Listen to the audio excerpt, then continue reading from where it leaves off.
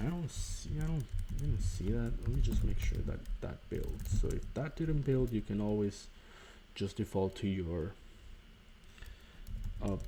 D actually build. So if you want to do build and then no cache, and we're gonna do nginx. So we're gonna rebuild it without using the cache, and make sure that it's built again. And then I'm gonna restart it. So in the meantime, I'm gonna go to this other screen and I'm gonna show you exactly how you can set it up on your machine if you're using a Mac. You can go to this host file. So this is how I have them set up. 127.0.0.1, it's defaulting to lee.test, lee compress typing ttc. So if you go, let me show you. I have ttc.test, video up.test, and then Andre Isabello.test. So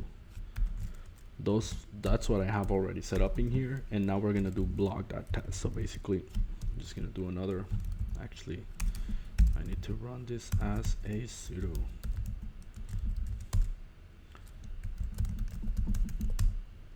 Oops. Yep, sometimes I do it too fast. So if I do right here 127.0.0.1, I'm gonna do blog.test. So that's how I'm mapping it. Remember that nginx configuration we did? This is how it's being mapped, and this is how it knows, hey, this on this IP right here, which is where Docker is gonna be, Laradock is gonna be running, map blog.test to this. So that's how it understands, okay, if you go back to the nginx configuration and you go into blog, then you're gonna see right here, this is what it's looking at, blog.test. So let me get out of there again. That is set up. So let me do again docker init, and that should recreate. Yeah, so you see now it's recreating the Laradock nginx 1 instance. And with that, we should be able to go into blog.test and be able to see something.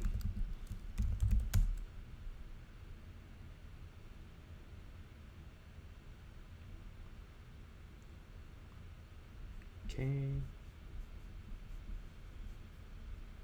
Yeah, I don't remember it taking this long.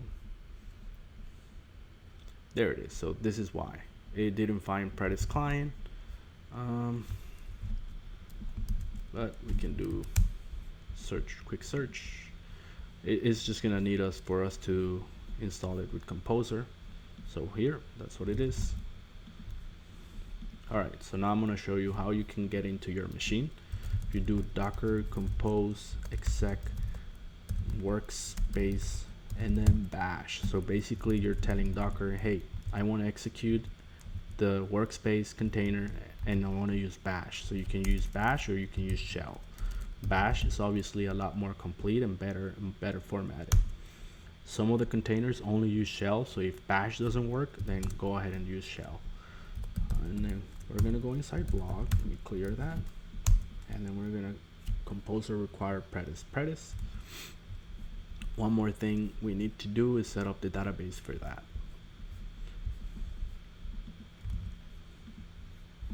So I can start showing you that. If you go inside MySQL, before it used to be here. I think now they changed it to somewhere in here. Yeah. So, okay, so if you look at this, this is the sample create SQL file that you can go ahead and run from your MySQL environment. Usually what I end up doing is I just run it manually. I just go inside the shell and you see I have all this already set up. So okay, once that is done, you can do something like, actually let me create a new one right here. Okay, waiting. There you go. So actually sites Laradock, and I'm gonna do Docker compose exec MySQL because now I want to get into the site the MySQL container bash. And this I already know by heart, but basically the MySQL Docker, the default user is root and the default password is root, so you just do root, and that's what it is. Whenever you're setting up your website, you're gonna do default secret. That's what it is on the environment specifically for Laradock. So let me go back in here inside this MySQL, and we're gonna do the same thing. Create database if not exists, and then we're gonna do log collate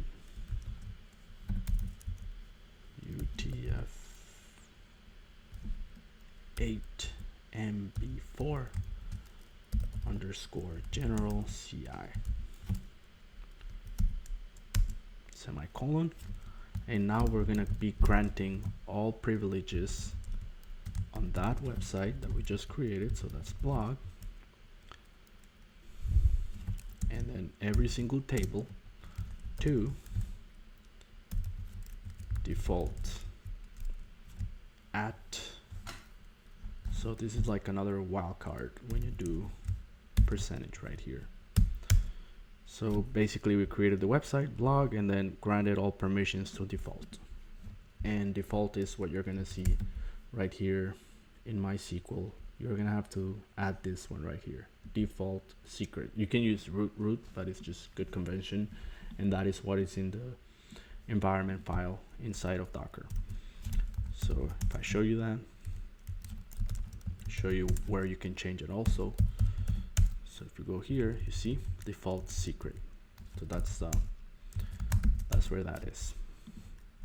Okay, so we should be good. We have the database, and let's make sure that we are pointing to that database instead of Laravel.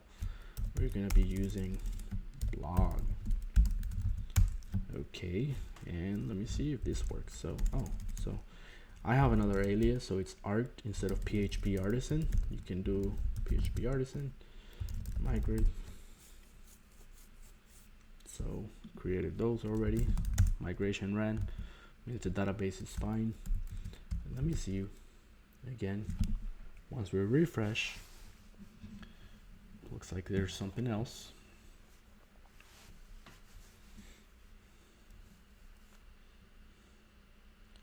Oh, so that didn't install. Okay. Let me see if I go back and look at this right here. Composer required Predis. Oh, okay, I see. So this was killed. So maybe because I'm running way too much stuff in here. If that happens, you have two choices. You can either go in your preferences, resources, improve the resources for that, so I give it a little bit more so that doesn't happen.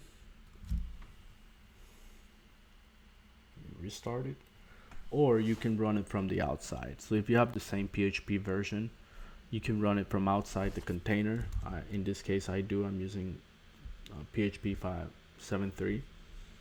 Some of these things, when they have a lot of resources, or maybe I was inside another container, or you know what, I think what it was is that I was actually running another Docker instance, and that consumes more resources. And granted, this is an older Mac, so I only have 16 gigabytes of memory here.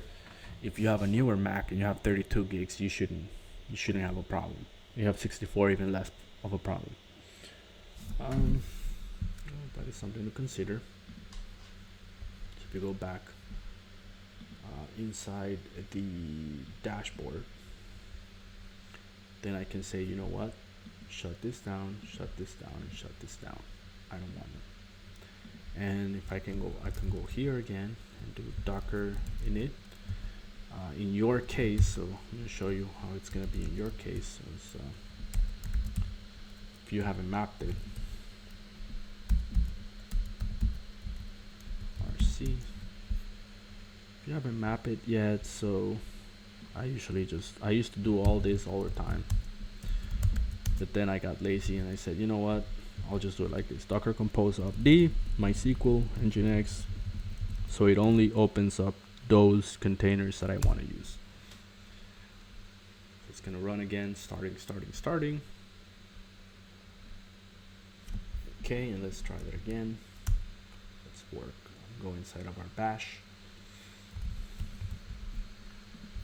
Let me copy this again. So cd block. And the only reason is because I'm using Redis, but I want to show you that it is actually using the Redis client inside the Docker instance. So it's like a separate service that it's going to be using from the workspace container into the Redis container, and it's independent, so you can shut it down. You don't need to use it. So in this case, like, you just remove the Redis from this composite up D and just leave the log files and the regular things that you do, database, blah blah. I think now we ran. Okay, so we're good. Okay, so let's wait a little bit more till that is done, and we should be good to go. In another tutorial, I'm going to be showing you the next one. I'm going to be showing you how you can trap the email.